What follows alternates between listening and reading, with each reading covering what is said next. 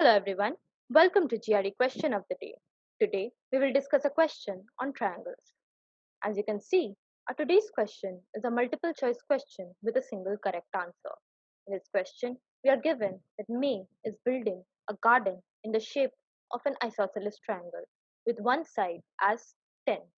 Next, the perimeter of the garden is given to us as 32, and we have to determine which of the five options given below would indicate the possible area of the garden.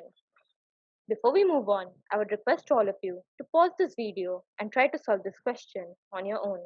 In case you couldn't do it, do not lose hope, since I am here to help you out. Before we move on to the detailed solution, let us take a quick glance at the correct answer. As you can see, the correct answer is option 2, that is 48. Now let us see how we arrived at this particular answer.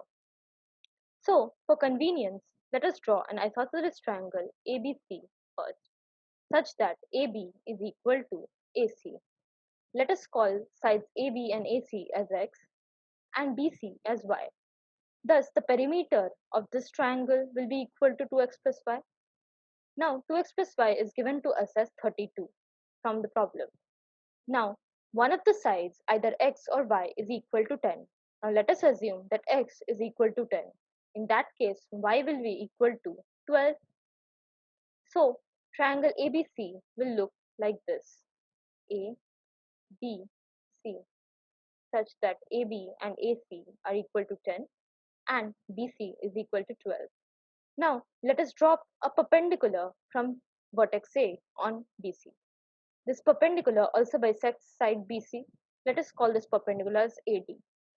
Now, to find AD, all we need to do is put in the values of AB square and BD square and calculate AD from the Pythagoras theorem. That is, AD will be equal to 10 square minus BD square, which is equal to 6, since AD is also perpendicular bisector of BC.